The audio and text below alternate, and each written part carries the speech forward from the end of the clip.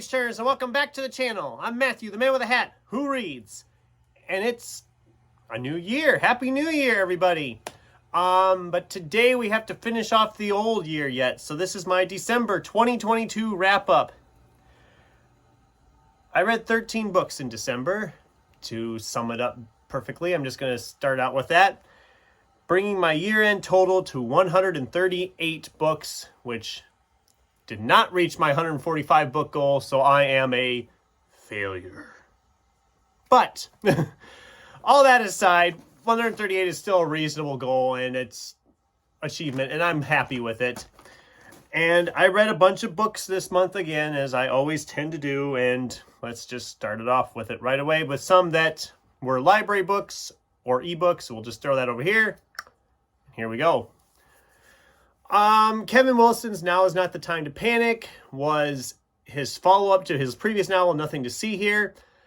I really enjoyed Nothing to See Here, but this new one I didn't love.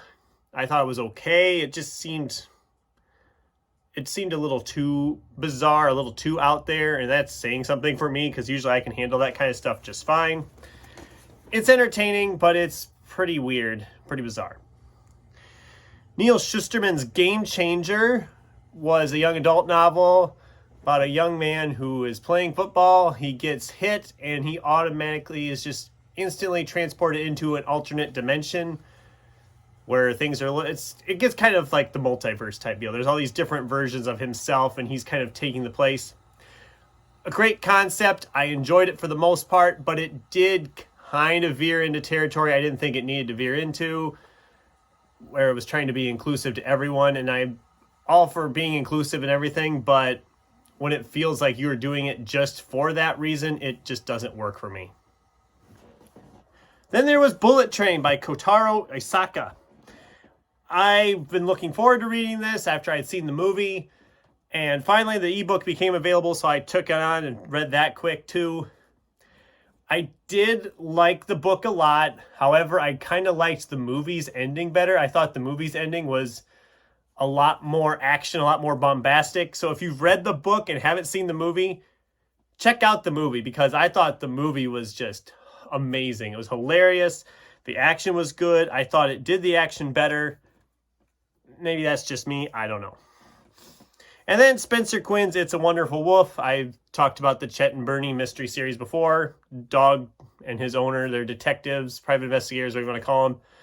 It's set at Christmas, but it doesn't really feel very Christmassy. So it's probably one of my least favorite in that series so far. So I don't know if I'll continue on with that series or not. But that was my libraries and ebooks and whatnot, except for one other library book, which we'll get to in a little bit, that I actually finished on the very last day of the year, so I still have it. But let's go through the rest of them I read.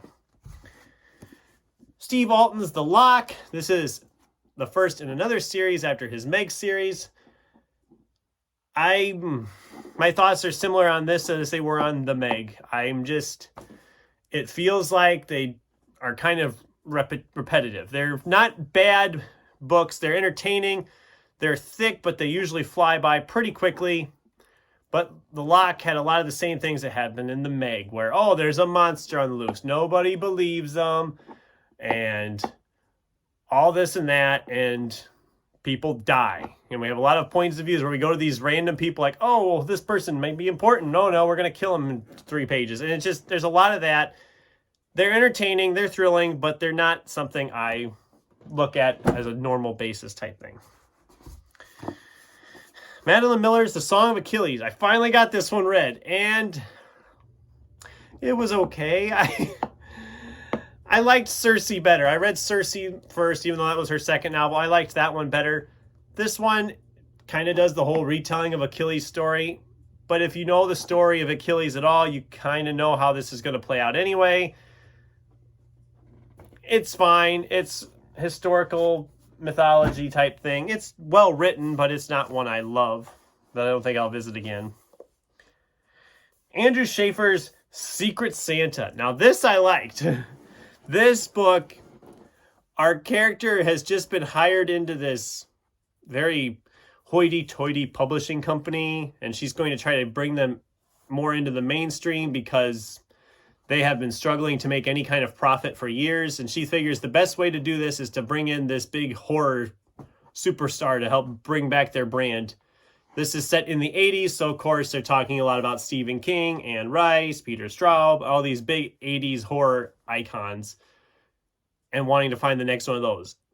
And then there's a really creepy little creature, as you can kind of see on the cover there, that is causing havoc. I really enjoy this. It's not very long. It moves really quickly.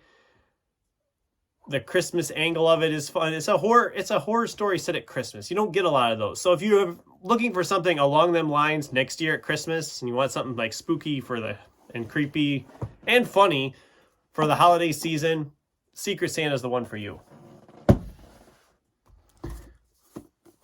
We have Dan Hank's Swashbucklers. This was really good and really entertaining.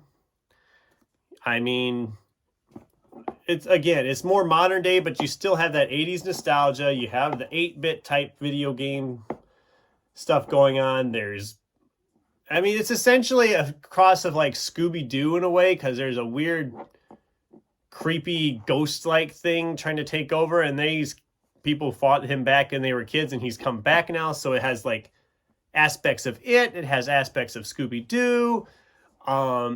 It's ridiculously fun. The sci-fi is fun. Everything about this is just a lot of fun. I still preferred Captain Moxley, his previous novel, over this one, but Dan Hanks is an author I'm enjoying, and I can't wait to see what he comes out with next. Simon R. Green's Sharper Than a Serpent's Tooth. This is the sixth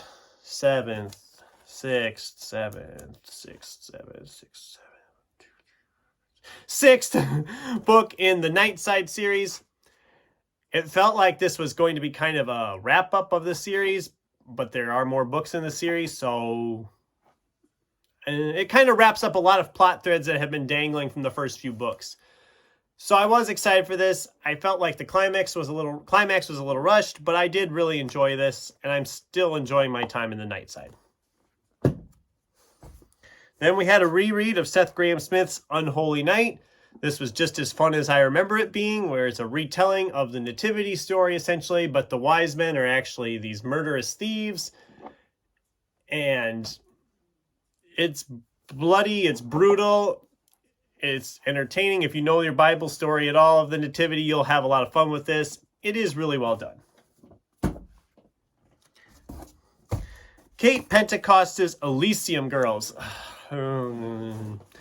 This badass cover is what drew me into this, and this is one of those cases where you shouldn't trust the cover before you've read the book, because this amazing cover does not come into play in this book for at least 250 of its 400 pages. And when I say 250, that's when we finally meet the horses. They're not even operational yet. So this book was kind of disappointing for me on that regard.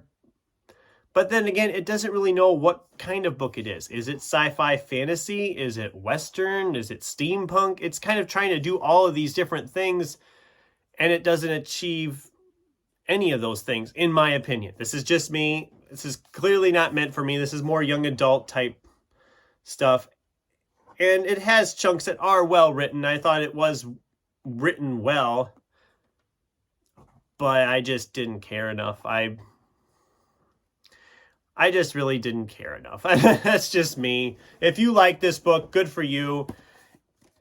But for me, it just didn't work. And again, it's just me. So, and then these last two I finished on New Year's Eve. One of which I finished at like 11 o'clock. But we have The Sport of Queens, the autobiography of Dick Francis.